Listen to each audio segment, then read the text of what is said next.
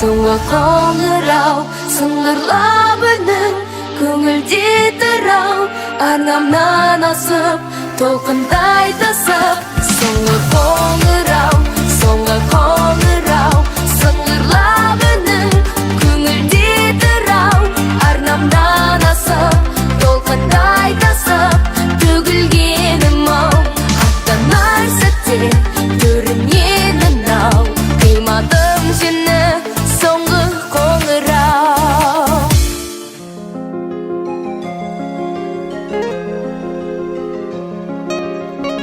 Тыңдаған көңілдегі толғамымды, шынаған тәрбиемен талғамымды. Өмірдің маған сыйы деп білемін,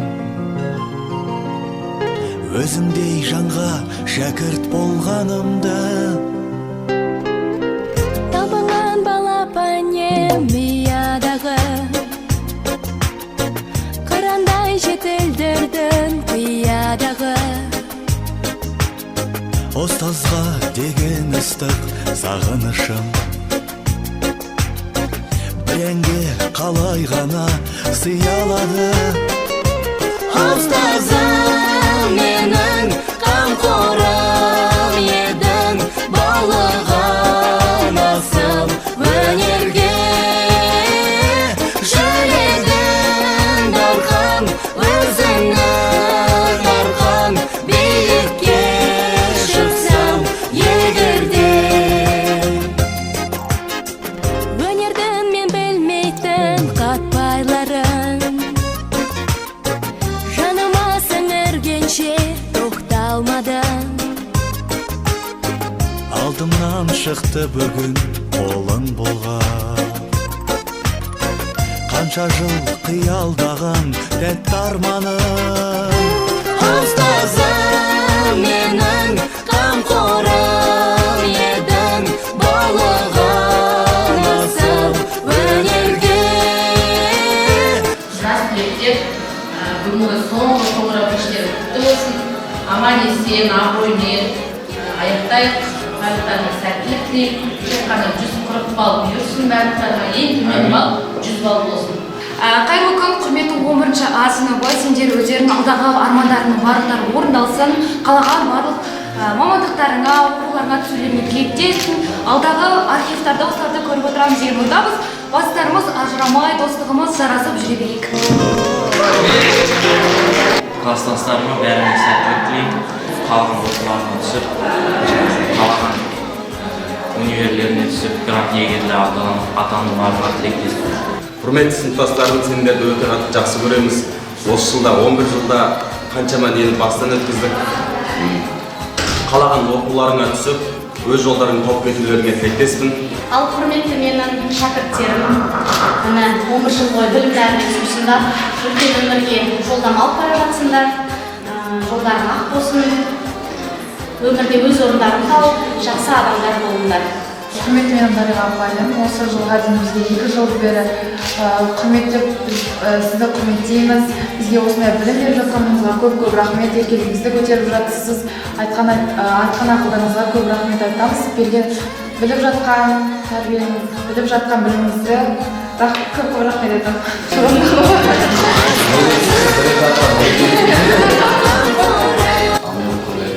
Сыныптастарым, апайым, сіздерге өте көп рахмет. Сіздермен осы 11 жыл біргелігіңізге өте қуанамын. Сізге де рахмет апай, еркелігіңізді көтеріп жүргеніңізге. Класса қыздарға да рахмет. Қанша мазақтап, қанша жыласақ, кешірім сұрап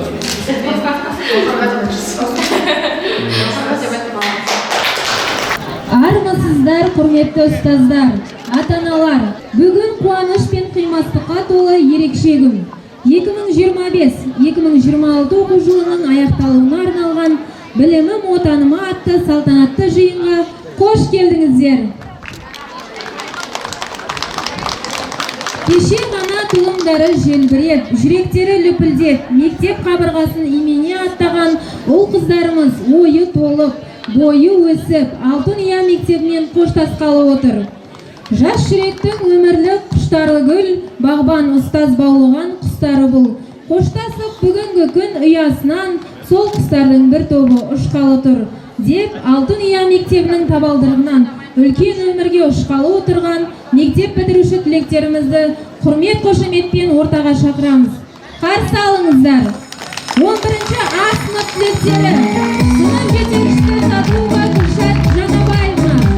11-ші А сынып түлектері сынып жетекшісі Ибрагимова Дариға Қанжаровна.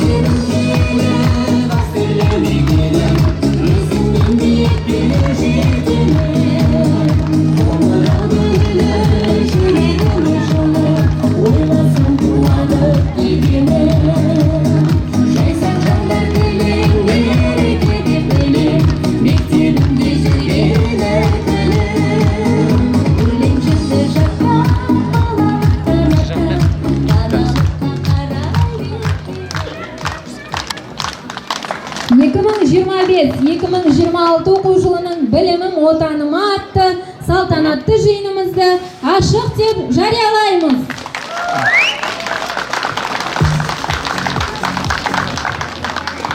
Батырлыққа уызынан жарған, ер қазақты жалауынан таныған, өзі батыр, өзі әнші халыққа жарасады, жігер берер әнұран. Мектеп сап түзе, тік тұр. Қазақстан Республикасының мемлекеттік туы енгізілсін.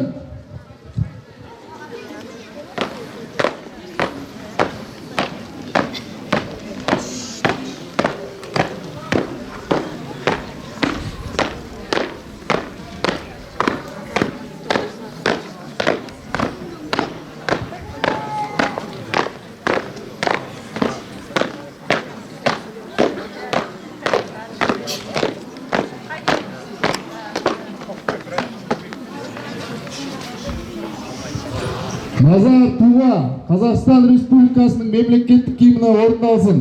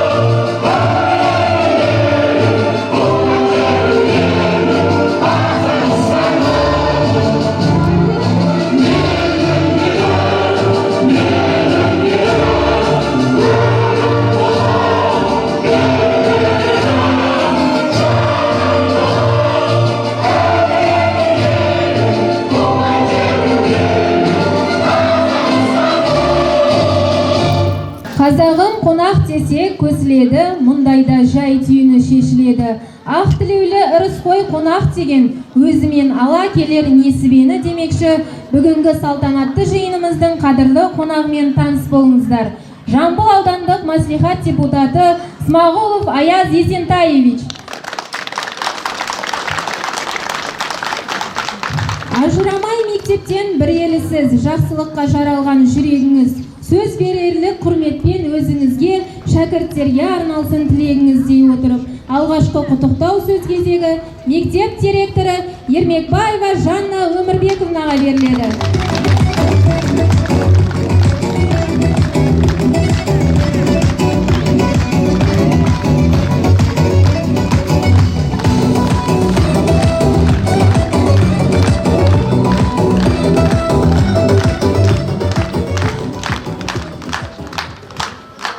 Құрметті біздің түлектер, құрметті ата-аналар, ұстаздар, оқушылар, бүгін мерекелік іс-шара, біздің түлектерімізге арналған іс-шара құтты болсын.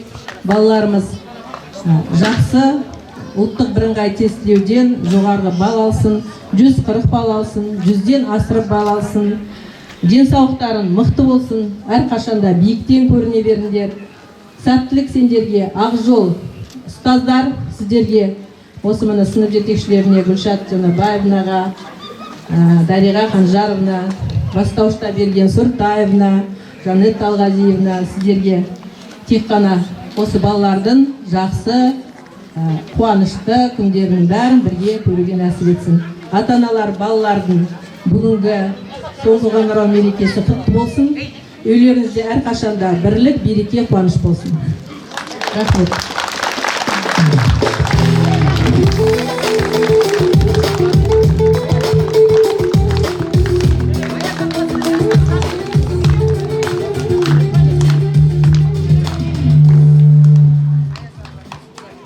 Арман ойлар жеткізбеген аңсаған, қайрат күшін қажыта алмас қарсы алған. Өмір теңіз толқындарын көргенде, Асылаға тілегіңді аңсармын демекші. Бүгінгі салтанатты жиынымыздың құрметті қонағына сөз кезегін береміз. Қайырлы күн, құрметті жиынға қатысушылар, ата-аналар, ұстаздар, мектеп оқушылары және мектеп түлектері.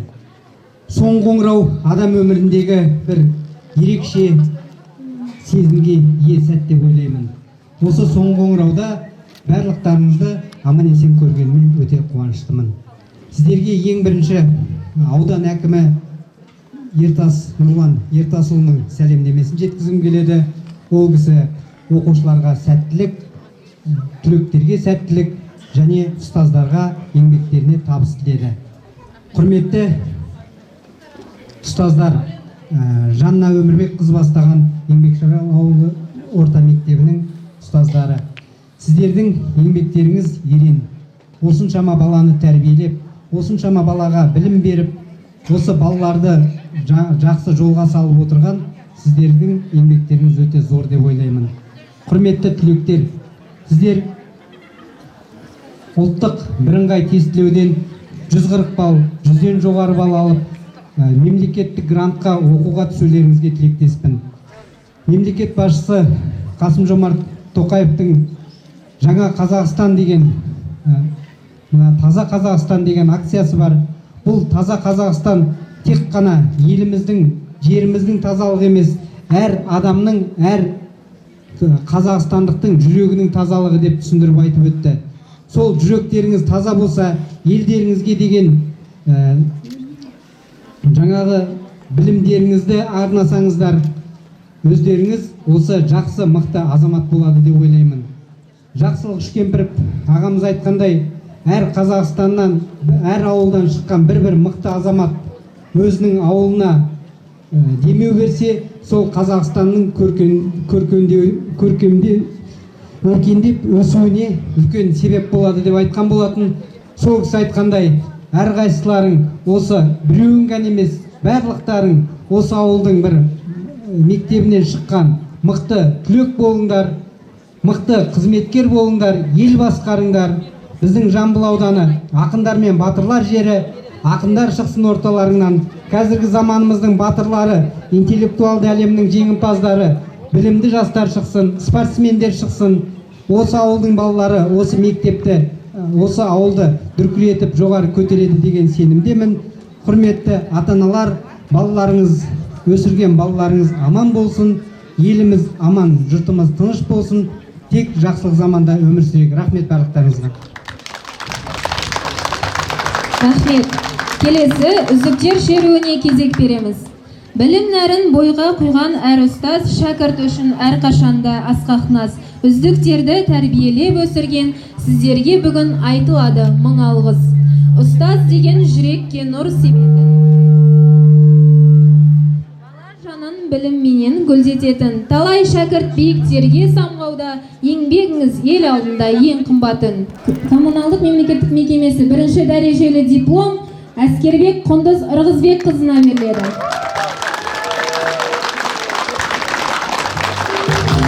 Құрмет грамотасы Жамбыл ауданы Умералиева Чынаргүл Алиасқаровна.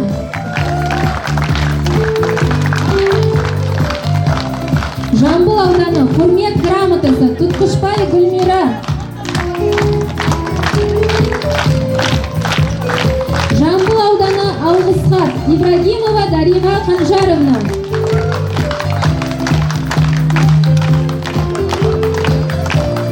Жамбыл ауданы алғыс хат Садуова Гүлшат Жанабаевна. Жамбыл ауданы алғыс хат Канапина Жанна Тұрсынқызы. Жамбыл ауданы алғыс хат Темірбаева Жанетта Алғазиевна.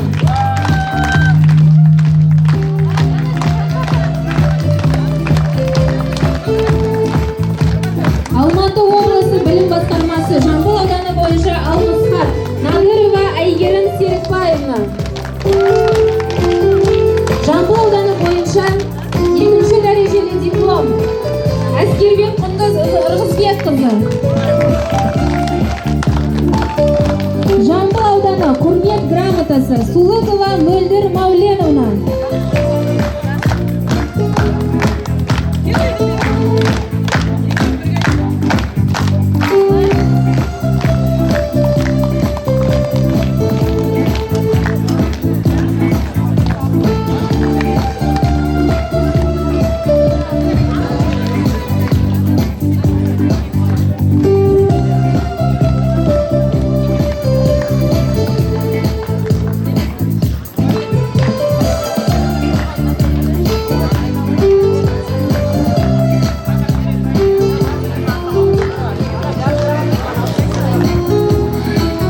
Шарал ауылдағы орта мектеп коммуналдық мемлекеттік мекемесі мадақтама жыл мұғалімі 2026 Әскербек Құндыз Ырғызбек қызы.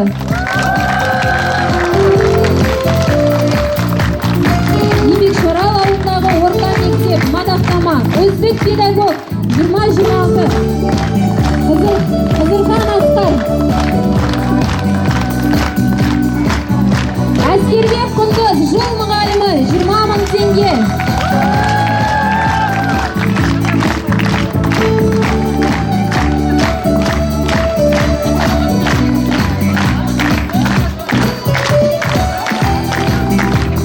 Шарал ауылдағы орта мектеп мадақтама үздік бастауыш сынып 2026 Искакова Назира Бақытжан қызы.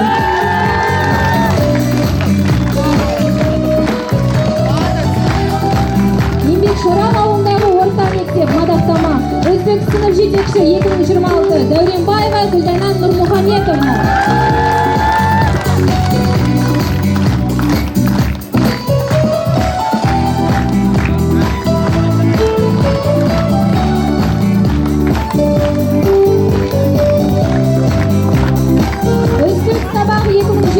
Қасымбекова Әсел Абылқасымовна. Үздік ғылыми жоба 2026 Тұтқышбай Аққожа Қалымжан қызы.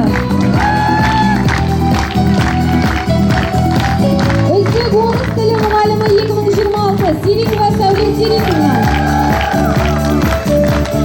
Үздік дене шынықтыру мұғалімі 2026 Мұхамеджан Жеңісхан.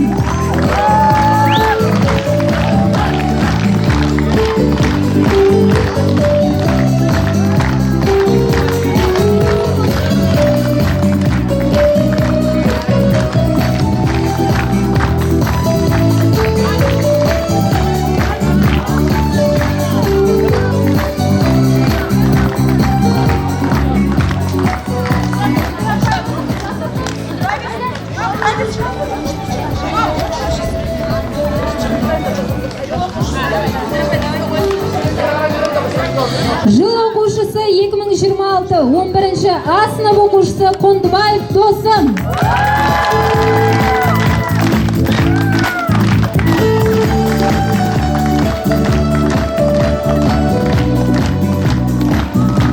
Дарынды оқушы 2026 11-ші А сынып оқушысы Айтқали Салауат.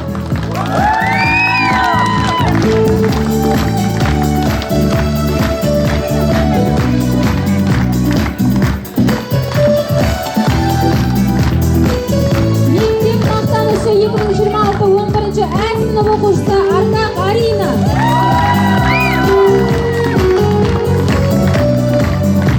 Үздік мерген 2026 11-ші А сынып оқушысы Сарықхан Әбубәкір. 21-ші ғасыр көшбасшысы 2026 11-ші А сынып оқушысы Таубаева Әселя. Мектеп мақтанышы 2026 10-ші А сынып оқушысы Молдахмет Айша. Үздік оқырман 2026 10-ші А сынып оқушысы Руслан Асылжан. Мектеп мақтанышы 2026 10-ші А сынып оқушысы Оразбек Амина. Үздік жас ақын 2026 10-ші А сынып оқушысы Алмасхан Іңкәр. Үздік сөйлемші 2026 9-ші А сынып оқушысы Дәулет Үнжу. Мектеп мақтанышы 2026 9-ші А сынып оқушысы Сабырбай Ерасыл. Үздік спортшы 2026 9-ші А сынып оқушысы Байдәулет Алмат. Үздік мобилограф 2026 9-ші А сынып оқушысы Жүнісбек Асқат. Жас өнертапқыш 2026 9-ші А сынып оқушысы Құмархан Аңсар. Жас өнертапқыш 2026 9-ші А сынып оқушысы Қалихан Берікжан. Жас өнертапқыш 2026 9-ші А сынып оқушысы Бәтқолла Есхат. Сахна жұлдызы 2026 9-ші А сынып оқушысы Ардақ Тоғанай. Үздік сөйлемші 2026 9-ші А сынып оқушысы Есболатұлы Байсал. Жыл сыныбы 2026 9-ші А сыныбы сынып жетекшісі Қасымбекова Әсел Әбілқасымовна марапатталады. Дарынды оқушы 2026 9-ші А сынып оқушысы Берікбай Минар. Сахна жұлдызы 2026 8-ші А сынып оқушысы Молдахмет Нұрасыл. Сахна жұлдызы 2026 8-ші А сынып оқушысы Абдулла Әдиян.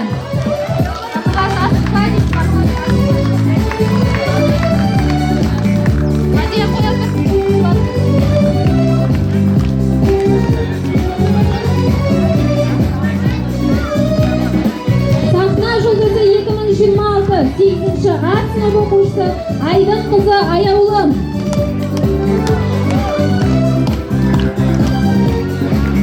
Сахна жұлдызы 2026 8-ші А сынып оқушысы Оралхан Ералхан. Бастау бірлігі 2026 4-ші А сынып оқушысы Мұрзакатов Ислам.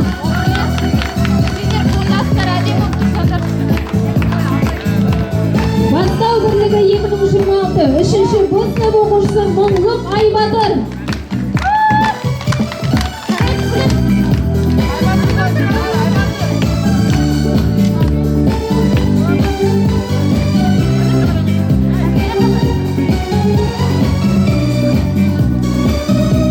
Үздік спортшы 2026 3-ші Б сынып оқушысы Сәбит Шұғла.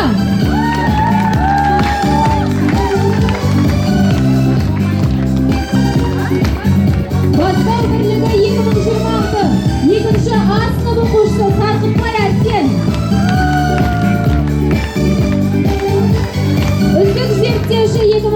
сыныпты 2-ші Ә сынып оқушысы Ардақ Інжу марапатталады.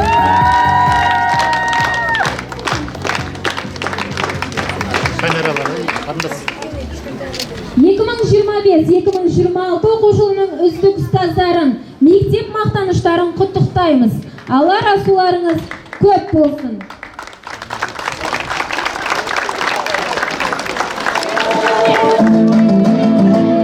Құрмет қошемет көрсетіңіздер. Мектеп мақтаныштары, жыл үздіктері.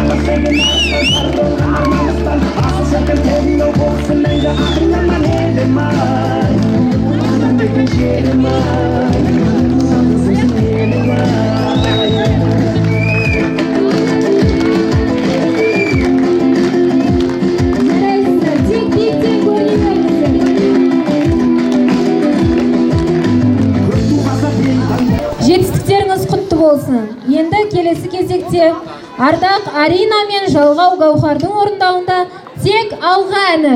Қарсы алыңыздар.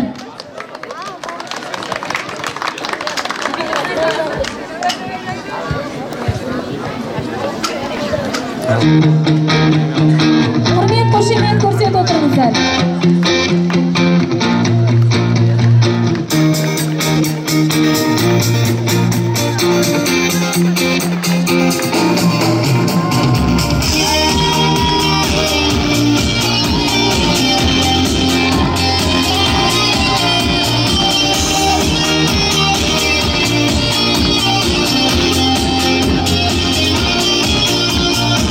Көшеліп қайнап тұрса, көңілім сайрап тұрса, шашанып жайнап тұрса, дала сөндірме жан нұрыңды, жасырма тағдырыңды, бақытқа әр күніңді. Балам, арманым бар, шашама қалма, шашқанды қалма, жүрегі тек алға, өмір сынаса, көңілге алма, әлемді жалға, жүрегі тек алға.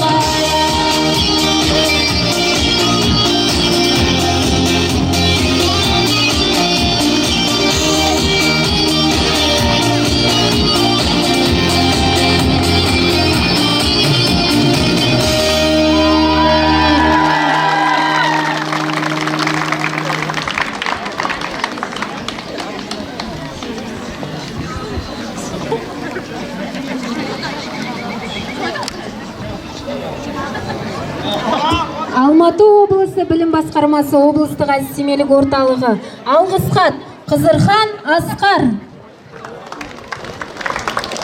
Еңбекшарал ауылындағы орта мектеп мадақтама. Үздік педагог 2026 Қызырхан Асқар.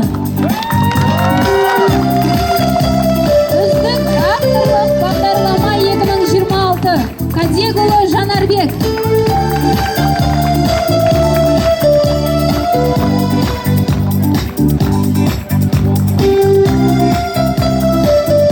Марапаттарыңыз құтты болсын.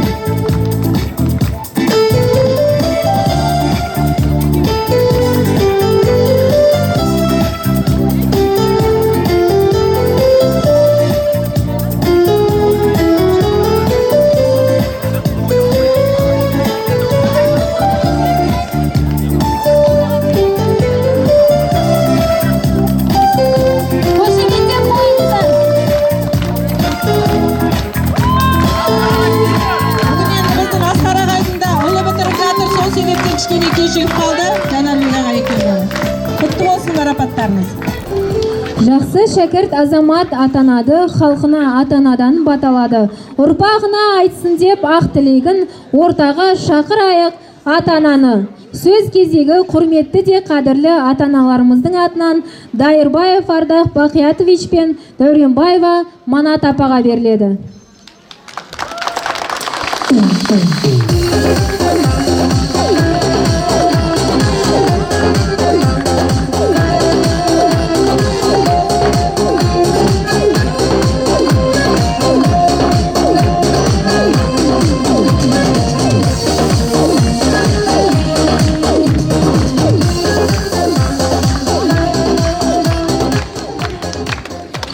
Құрметті ата-аналар, ұстаздар, бүгінгі мектеп бітіріп отырған шәкірттер, бүгінгі мейрамдарымыз құтты болсын. Мына жаңа өмірге қадам басып жатқан түлектерге тілерімді ақ жолдарың ашық болсын. Мына гранттан жоғарғы бал алып, ата-аналарының, ұстаздарының еңбектерін ақтаңдар. Осыларға еңбек сіңірген ұстаздарға, мына көмек болып отырған ата-аналар, осы балаларымыздың бәрінің қадамдары құтты болсын. Сіздерге мың алғыс. Мына 11-ші бітіріп отырған түлектер, оның ішінде өзімнің 2 немерем бар. Аймен, Төрежан, Нұрбек. Бұларға да өзім шын жүрегімнен, аналық ниетіммен күнде тілек тілеп отырамын. Осы тілекті бәрі ата-аналар сіздерге тілеймін. Жарықтарым, қадамдарым құтты болсын. Ата-аналарының, ұстаздарының армандарын, тілектерін, осы сендерді күтіп отырған үмітімізді ақтап, болашақта әрдерің отанның бір бұрышынан өздерінің орындарында тауып, жолдарын ешқашан жарқын болып, ешқашан жаман жолға түспей, бәрін жарқын жолда жүрулерінде тілектейсімін. Жолдарың ашық болсын, айналайын. Ассалаумағалейкум. Бүгінгі соңғы қоңырау қоштасу рәсіміне салтанатты түрде жиналып отырған көпшілік қауым. Мен өзімді таныстыра кетсем, Шығыс Қазақстан облысы Аягөз қаласынан келіп отырмын. Осы жерде, осы мектепте Алланың берген 3 немерем білім алып, алды міне 11-ші сыныпты бітіргелі отыр. Есімі Арина. Одан кейінгі қызымыз 9 бітіріп отыр, Толғана есімі. Одан кейін кішкентай қызымыз Инжу. Құрметті биылғы жыл түлектері, күні кеше ғана 1-ші сыныпқа тарыдай болып келіп, аттаған мектеп табалдырығынан бүгініне таудай болып, ер жетіп, білім алып, үлкен өмірге қадам басқалы отырсыңдар. Қадамдарың құтты болсын. Ақ жол тілейміз, қарақтарым.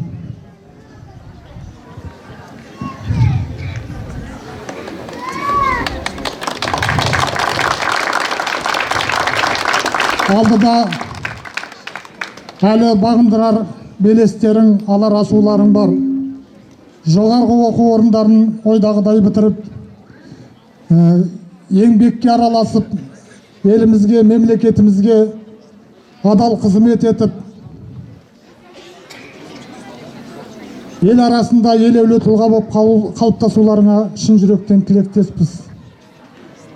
Қадамдарың құтты, сапарларың сәтті болсын, өмір жолдарың ашық болсын шырақтарым. Енді құрметті көпшілік, ол қыздарымыздың саналды, салиқалы ұрпақ болып өсіп, өркендеуіне үлкен еңбек етіп, үлес қосып жатқан, білім беріп, көкіректерін оятып, көңіл көздерін ашып, тура жол сілтеп, бағыт бағдар беріп жатқан, өз балаларындай көріп, қамқорлық көрсетіп жатқан ұлағатты ұстаздардың еңбегі аталусыз қалуға болмайды бұл жерде. Осы ұстаздардың арқасында осындай дәрежеге жеткен балаларымыздың бүгінгі күні үлкен өмірге қанат қақып жатқанына куә болып жатырмыз. Құрметті ұстаздар, сіздерге зор ризашылық білдіріп, шексіз алғыс айтамыз. Еңбектеріңіз бағаланып, елеулі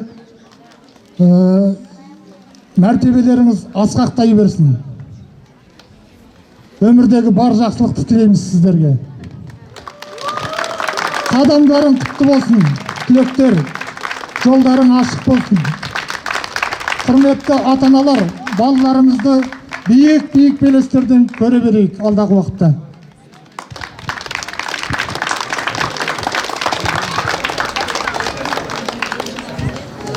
Рахмет, құрметті ата-аналар. Сіздердің тілектеріңіз қабыл болып, түлектеріміздің жолы ашық болсын. Әлі есімде әліппені ашқаным, есіміңді есте мәңгі сақтадым. Жүрегімен нұрын құйған жылулық, көрген емес ешқашан суынып деп, келесі құттықтау сөз кезегі түлектердің алғашқы ұстаздары Бөкебаева Гүлзипа Суртаевна, Темірбаева Жанетта Алғазиевна, Усманова Жазира Нұрболқызына беріледі. Құрмет, қошемет көрсетіңіздер.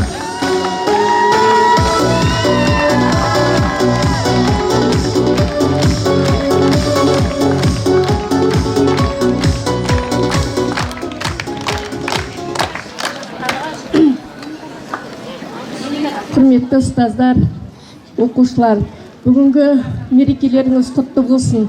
Соңғы қоңырау кеші. Енді ата-аналарға көп рахмет өстіп келіп, балаларын қошеметтеп, ұстаздарды құрметтеп жатқанына көп рахмет айтамын. Енді оқушыларыма не айтам? Тарыдай болып кіріп еп, қазір таудай болып мінекей Қазақстанымыздың бір азаматы, азаматшасы болып тұр. Енді бұлардың алдағы өміріне тек қана ақ жол тілеймін. Және алдағы ұбытыларынан жақсы бал алып, өз мамандықтарының иесі болып, және осы Қазақстанға үлестерін қосуына тілектеспін. Барлық ұстаздарды осы еңбекшілер мектебін бітіріп кеткендеріңді ұмытпа. Сендерге тек қана жақсылық, ең бірінші денсаулық тілеймін. Денсаулық болса бәрі болады. Ұстаздар сендерге тек қана жақсылық тілеймін.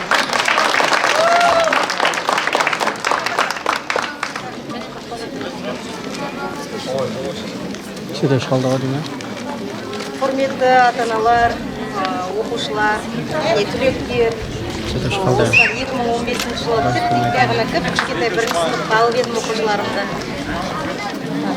Міне бүгін бойлар өсіп, әдемі қыздар болды, жолдарың ашық болсын әрқашан. Армандаған маман иесі болыңдар. Сендерге ақ жол тілеймін әрқашан. Жолдарың ашық болсын. Шәкірттерім менің. Биіктен көріне беріңдер. Еңбекшарал мектебінің түлектері де біз қуанып жіберейік. Соған жеткізсін ал. Қасенова Еңлік апай. Ата-аналар,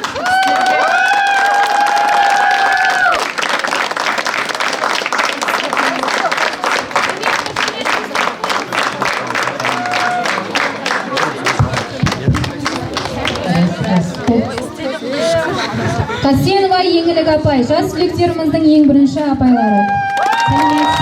Құрметті оқушылар, ата-аналар, Мына түлектерге тілерім сәттілік, жоғары деңгейге жетіңдер, ұстаздарыңды ешқашан ұмытпай, Сарыбай би ауылының, Еңбекшіқала ауылының несі болып, түлектері болып, тек биіктен көрініп, жоғары деңгейлерге жетулеріне тілектеспін.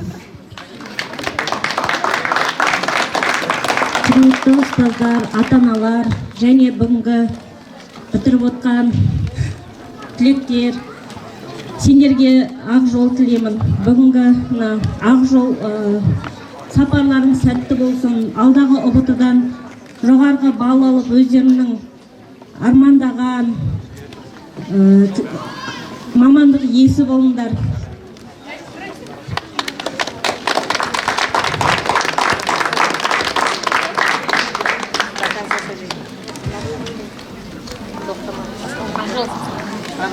Сендерге бар жақсылықты тілеймін.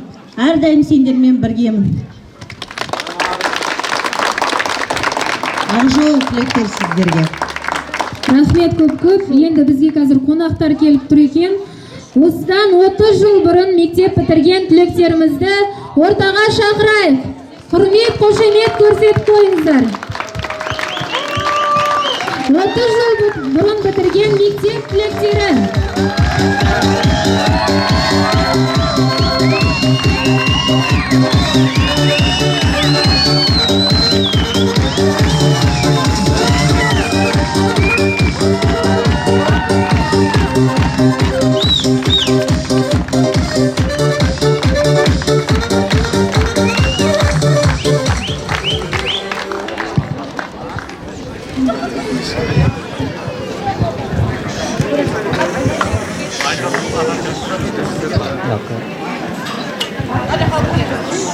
Ал қайырлы күн, мына оқу бітірушілер. Біз енді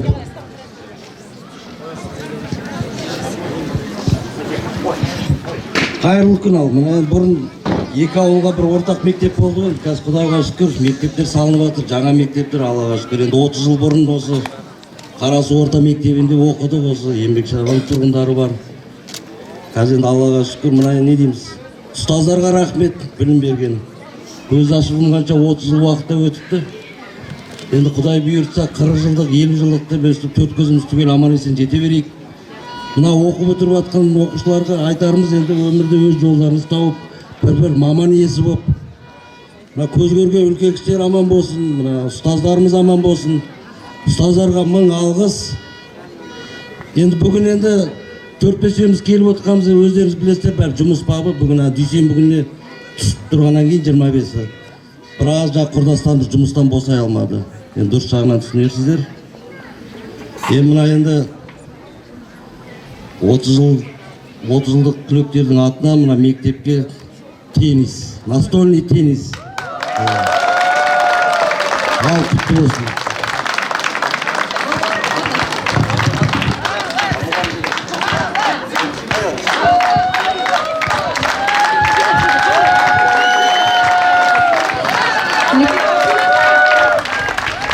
Еңбекшіқала ауылындағы орта мектеп мадақтама үздік сабақ 2026 Қасымбекова Айсель Абылқасымовна.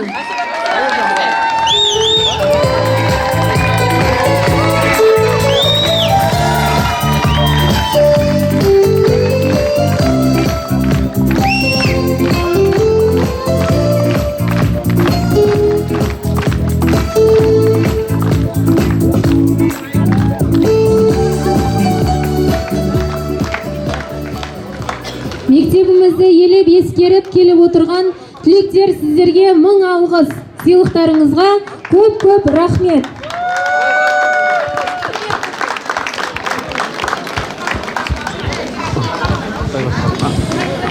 Келесі кезекте 11-ші А сыныбының қыздарының орындауында мектеп әні. Қабыл алыңыздар.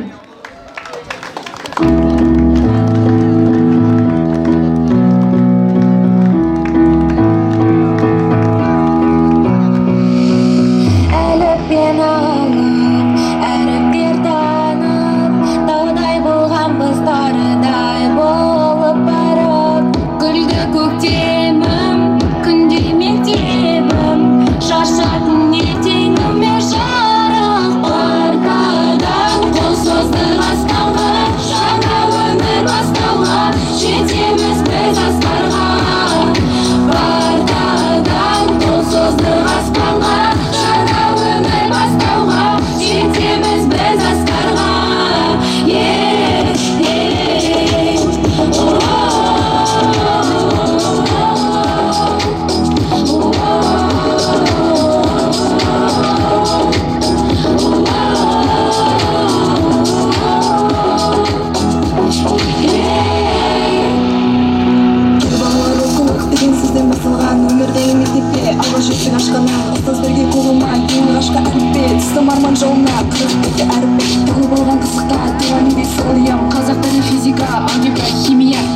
алғашқы еркелік сабақтардан қашқанбыз күлім қаққан класста жүзінен шашқан естен кетпес көктемім жүрегімнің жыраны ақымыздың мектебім бақытымның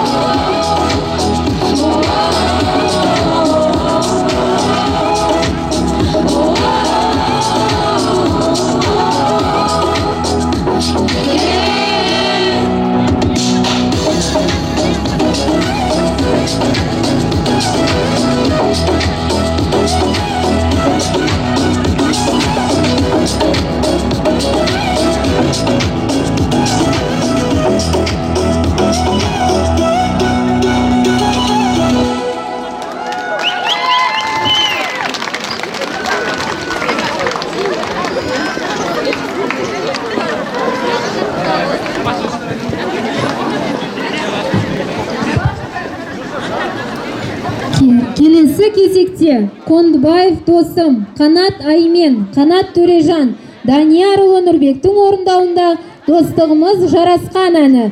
Қабыл алыңыздар.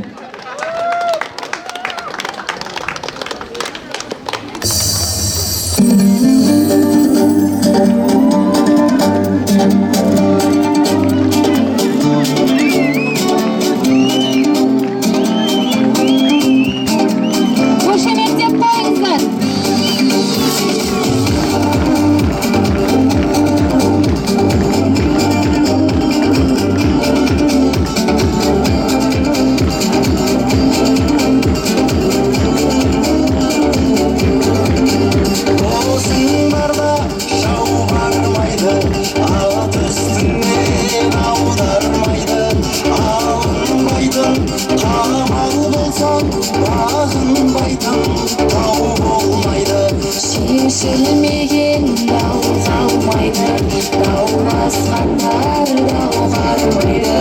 Көп ішінде адал досың сен ішінде армарлайды. Қабырғам алаштан, келгем ағаштан, өсірген қара жер, көтерген көк аспан. Жалынды жастарымыз достығы жарасқан, достығы жарасқан. Қабырғам алаштан, келгем ағаштан, өсірген қара жер, көтерген көк аспан. Жалынды жастарымыз достығы жарасқан, достығы жарасқан.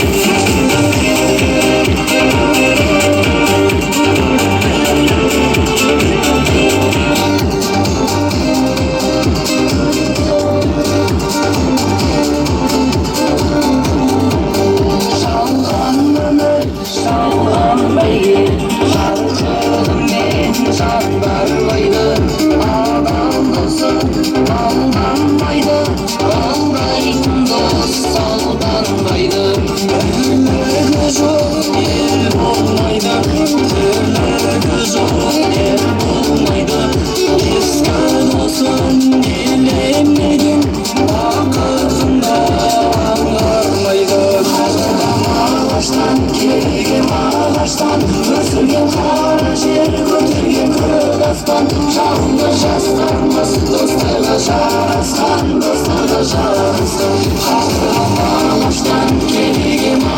ағаштан өсірген қара жер көтерген көк аспан жалынды жастарымыз достығы жарасқан достығы жарасқан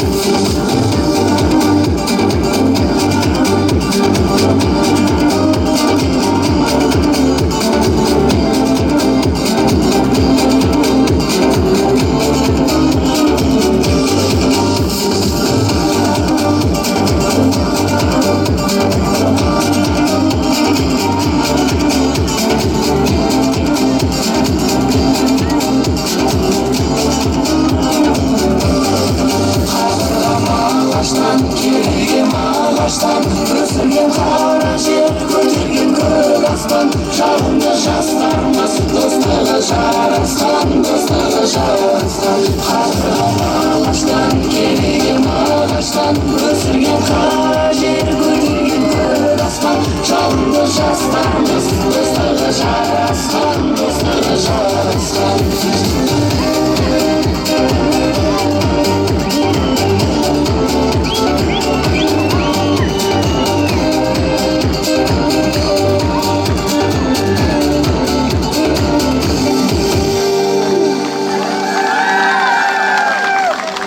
Қандай керемет, достықтарыңыз ажырамасын.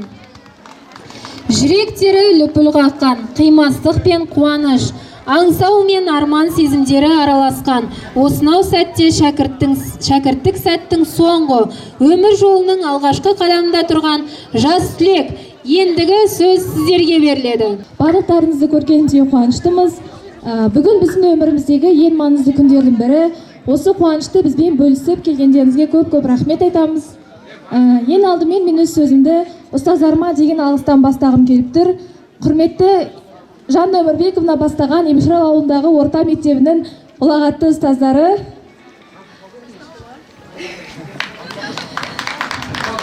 сіздерге осы 11 жыл бойы бізге тәлім тәрбие беріп, білім нәрімен сусындатқандарыңыз үшін алғыс айтамыз.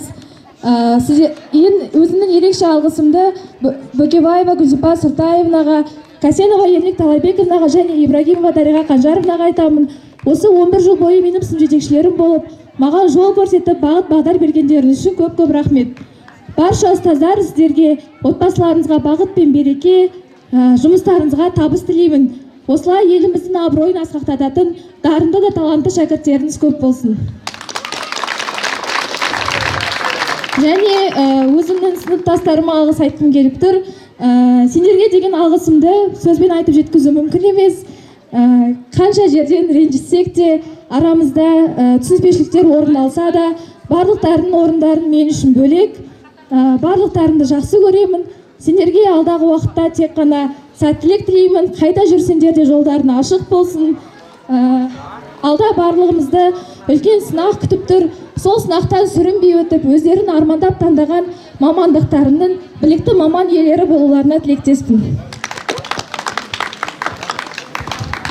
Саламатсыздар ма? Қалдарыңыз қалай? Рахмет бәріңізге өстіп қуанышымызбен бөлісіп келіп атқандарыңызға. Мен осы бастауышта қолымызға қалам ұстатып, әліппені үйреткен бастауыш пән мұғалімдеріне басым дейіп алғыс айтамын. Рахмет сіздерге көп-көп. Сіздер болмағанда біз жазып та білмейтін едік, оқып та білмейтін едік.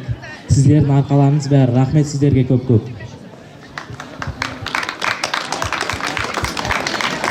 Құрметті ұстаздар, ата-аналар, оқушылар, бүгінгі біздің қуанышымызды бөлісіп келгендеріңіз үшін мың алғыс айтамыз.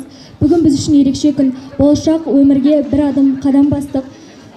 Және біз мектеп қабырғасында көп нәрсе үйрендік. Ең алдымен адамдармен тіл табысуды, дос табуды, және де ортада өзімізді қалай ұстауды үйрендік. Өзіміздің жаңа қабілеттерімізді ашалдық.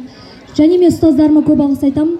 Ең алғаш қолымызға қалам ұстатқан Жанет апайға, 5 сыныптан 11 сыныпқа дейін сынып жетекші болған Дариға апайға қанша еркелігімізді көтеріп, және таңдау пәндерімізден беретін мұғалімдерге алғыс айтамыз. Олар бізге тек қана білім беріп қоймай, тәрбиесін қатар берді. Әрқайсымызға жеке психолог бола білді. Және өзімнің сыныптастарыма, өзімен бірге қатар бітіруші жас түлектерге алғыс айтамын. Әрқайсыңның менің өмірімде, жүрегімде алатын орындарың ерекше. Сендерге болашақ мықты маман иесі болуларыңа тілектеспін. Әрқайсың өз өмір жолдарында өздеріңнің жолдарыңды табуларыңа тілектеспін. Ал қайырлы күн, қадірлі құрметті қонақтар, келіп жатқандарыңызға мың алғыс сіздерге. Біз бірінші класты кеше ғана аттаған болатынбыз, биыл мінекей 11-ші класты аяқтап жатырмыз. Бастауыш пәнде берген апайларымызға мың алғыс, сонымен қатар пән апайларымызға да мың алғыс тілейміз. Өз мамандығымызды таңдауға көмектескен апайларымызға да алғыс айтамыз. Класстастарым алдағы ұбт-дан, сынақтардан сүрінбей өз таңдауларында таңдап, жақсы мамандыққа түсулеріне тілектеспін. ұбт-дан 140 балл алыңдар, біз сіздерді жақсы көреміз. Рахмет түлектер. Соңғы қоңырау үнімен би билеген түлектер, биікке өрлеп самғаңдар, орындалып түлектер. Келесі кезекте түлектер вальсы. Құрмет қошеметпен қарсы алыңыздар.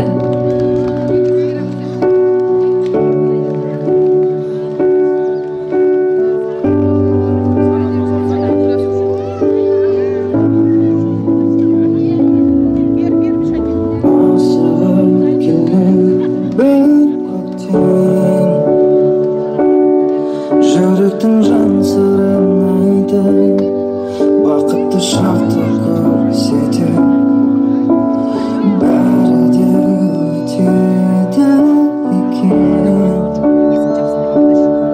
Бүгінгі айтқан сөздерді ертең ұмытып кетем. Сезіммен үміті жанған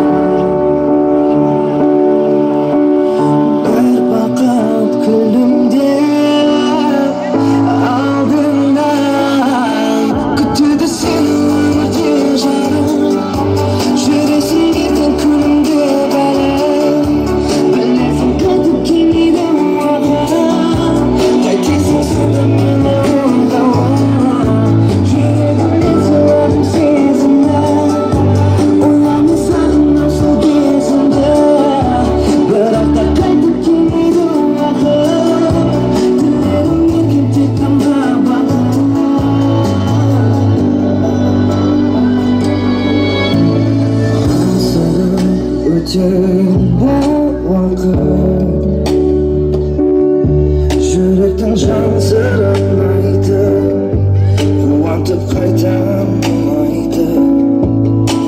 Сағынып жүрегім мені, сенен ордың іздеді, бақытты күннің әсерін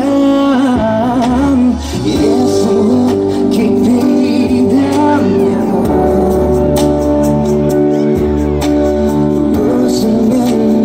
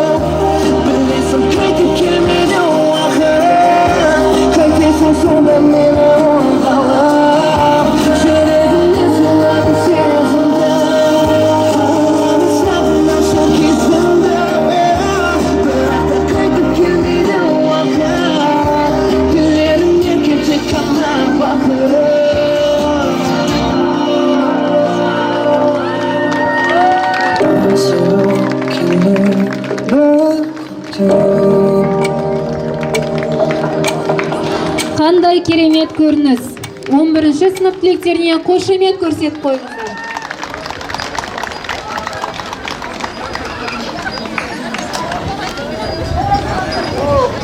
Келесі кезекте 11-ші сынып оқушыларының сынып жетекшілерінің орындауында ән қарсы алыңыздар.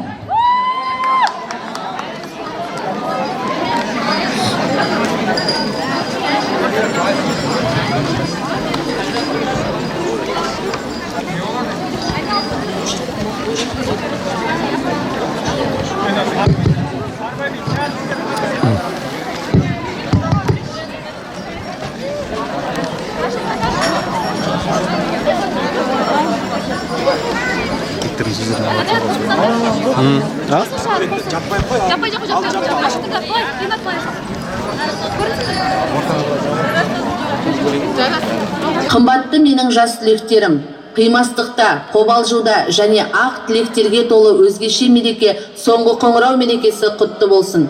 Бүгінгі кеште арман деген сөз көп айтылды. Арман деген ол сендер. Сендерде жастық бар, сұлулық бар, таусылмас арман бар, тек тәжірибе жоқ. Тәжірибе болу үшін көп оқу керек. Мен сендердің ертеңгі күні осы біздің мәңгілік ел деп аталып жүрген тәуелсіз Қазақстанымыздың атпалдай азаматтары болып, елімізге үлестеріңізді қосады деген сенімдемін. Ақ жол сендерге.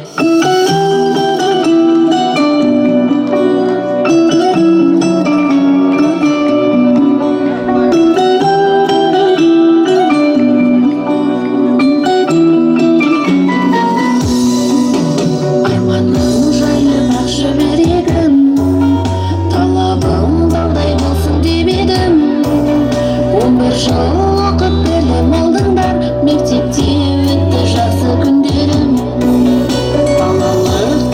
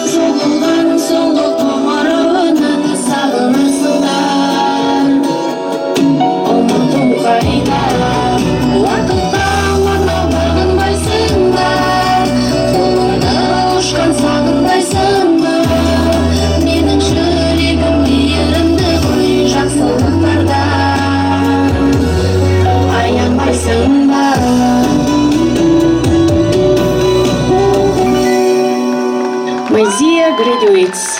Congratulations on your graduation. May your future be bright, your dreams come true, and your past be full of success and happiness. Believe in yourself, never stop learning, and always move forward with confidence. Wishing you good luck in every step of your new journey. The best is yet to come.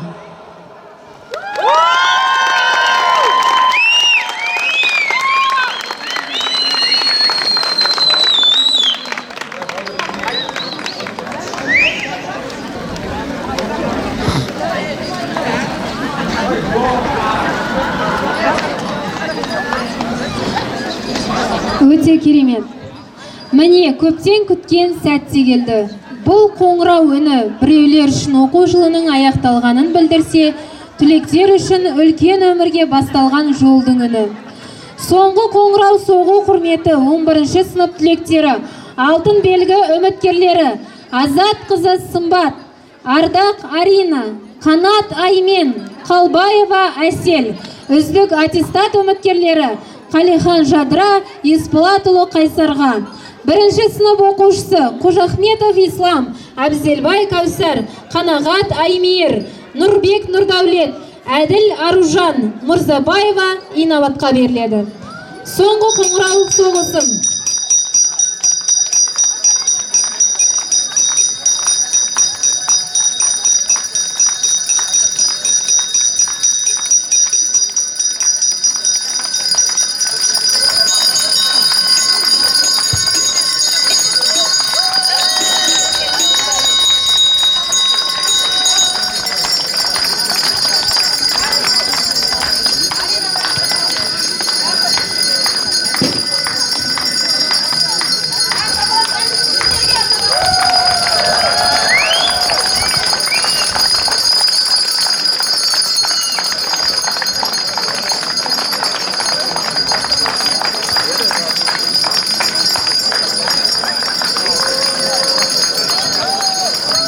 Құрметті түлектер, соңғы қоңырау үні сіздерді мектептен алыстатпайды. Керісінше мектептің сенімін арқалап, үлкен өмірге шығарып салады. Мектеп сартшы тік тұр. Қазақстан Республикасының мемлекеттік туы шығарылсын.